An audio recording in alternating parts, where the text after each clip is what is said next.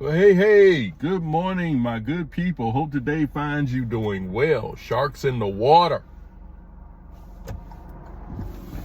Well, I wasn't planning on doing a live this morning, as sometimes happens. You don't plan something, but it's still going to happen.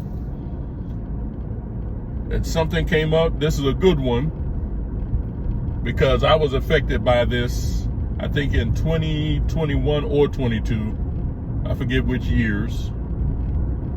But Google has said they are dropping their restrictions on people who talk about COVID. Well, question, the validity of the COVID bans.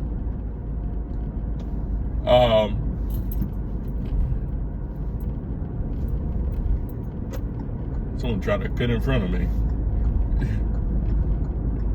But anyway, they wanted to cancel people who talked about the COVID ban, who questioned the COVID bans. They wanted to shut down people who questioned the election of 2020, things like that. And thousands of people had their videos either dropped or their channels canceled or whatever if they challenged certain liberal aspects. Let's just say that.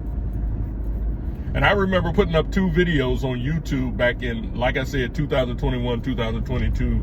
The exact year escapes me. And they took my videos down because I dared question the validity of the 2020 elections. Now, whether what I posted was true or not, there was no reason for them to take my video down. No reason at all. That was a violation of my free speech. And only tyrants do that type of thing. But now, Google's come out, they say, yeah, it was the Biden administration that put pressure on us. And I don't understand this put pressure on you. If you know that what you're doing is wrong, then why do you do it because someone's putting pressure on you? It wasn't like someone put a gun to their head or anything like that. Certain people got canceled from certain platforms.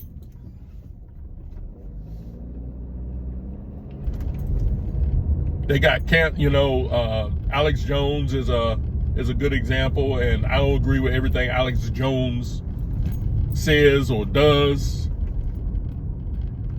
I don't agree with everything that he supports or whatever, but there was no reason to take him down, really. And like I said, this was kind of personal with me because, I put up the 2 videos and they kept saying, well, we can't put this up because you're denying the 2020 election. Now, here's the thing though. Here's the thing. For 4 years, we listened to people deny the validity of the 2016 election when Donald Trump defeated Hillary Clinton. He's not a legitimate president. We listened to them, and they would call people who denied the validity of the 2020 election deniers. Well, what do you call the people who denied the validity of the 2016 elections? And this just shows you the double standards that are present within our political society.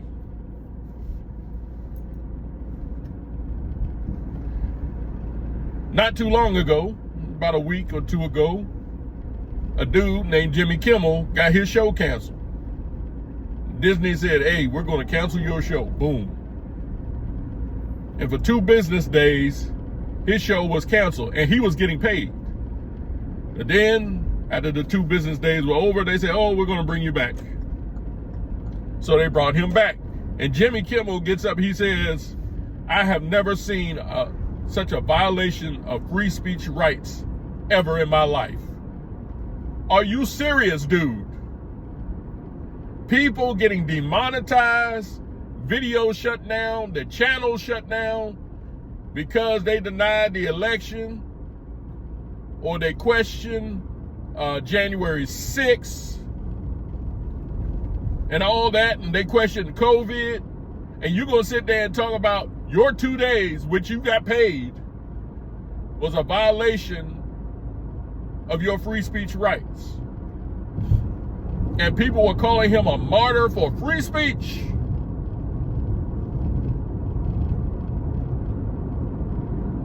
But that martyrdom had already been accomplished by thousands of people on social media.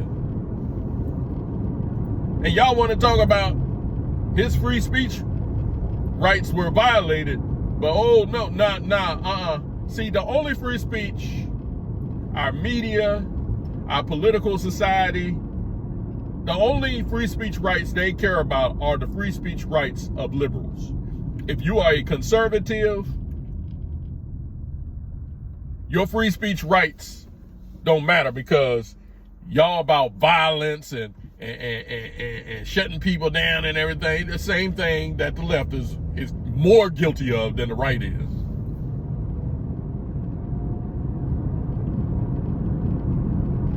And I don't know of one riot that occurred because a conservative said something or did something. People want to point to January 6th as an example of conservative violence in action, which it was not. Matter of fact, a conservative was murdered on site, a Trump supporter. But people want to say, oh, there was blood all over the place and people got killed. Only one person got killed, and that person was a Trump supporter.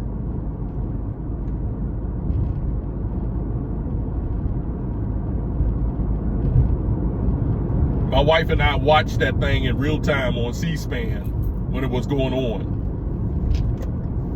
And everything that they said was going on was not going on. But anyway, folks, open your eyes. Folks, please open your eyes. It's almost like people just select what they want to believe and what they want to be outraged at. Of course, they call it selective outrage. But open your eyes.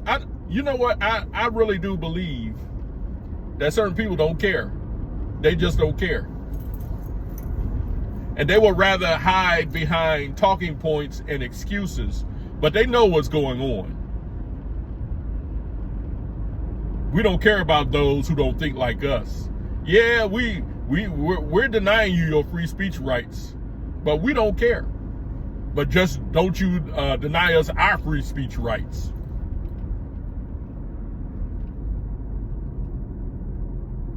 But some of you all refuse to open your eyes and say, hey, wait a minute, let's weigh this thing. Let's look at this. 2 + 2 isn't equal in 4 here. Why is it when this person does this, you get a certain reaction, but this person does this, it's something totally different, but both situations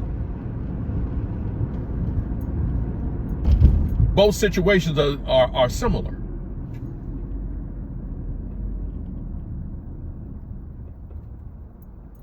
But it may be too late for some of these people to return because they've gone on to other platforms. I'm still on YouTube. I'm still there. But some people, they're like, bump YouTube. Y'all wanna cut us out like this and everything.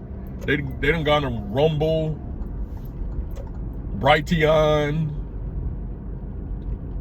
What's the other one? BitChute, places like that. And they said, bump you all. Y'all gonna allow an administration to cut us down because we have a difference of opinion. And then you all want us to come back like, oh, okay, yeah. No, it's not going to happen like that. Now, me, like I said, I'm still on YouTube. I'm still there. So, but now I know I can talk about the 2020 election.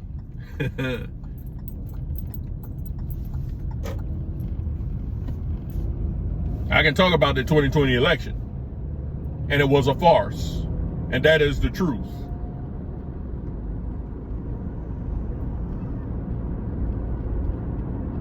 But it's come too late for a lot of other people, because a lot of other people like, you know what, YouTube, you do your thing and I'm going to do mine. Now, I still watch a lot of content creators on YouTube who are conservative and those who are Christian, and they've been allowed to keep their channels. But there are others who were just shut down, just completely. And my channel wasn't, they had threatened me. I had gotten 2 flags against my videos, and they said if I got another flag, they were going to shut my channel down.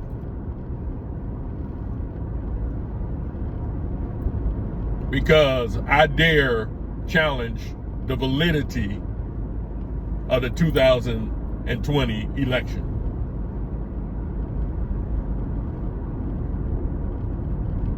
So we'll see where it goes from here. I'm not celebrating. Keeping my eyes out, because I know how these wrestles work. I mean, after all, Jimmy Kimmel, he was canceled for only 2 days and they brought him back. So we'll see where this goes from here on out. But anyway, Google, YouTube, you guys need to grow a spine and keep your platform open, because that's what it is. It's a platform. It's not a private company. It's a platform. And it's supposed to welcome all ideas, all opinions, but instead you just want to filter out the ones you don't like. And it's not because anyone is doing anything nefarious or committing a crime or anything like that. It's just people disagreeing with the status quo. And since that status quo goes against your quote unquote standards, which are not listed, you want to shut them down because you got that power.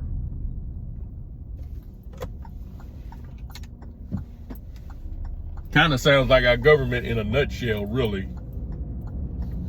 But anyway, you all stay safe out there. Take care of yourselves. Stay healthy. This is Vincent E. Brown. I'm signing off. And until the next time, I'll see you on the rebound.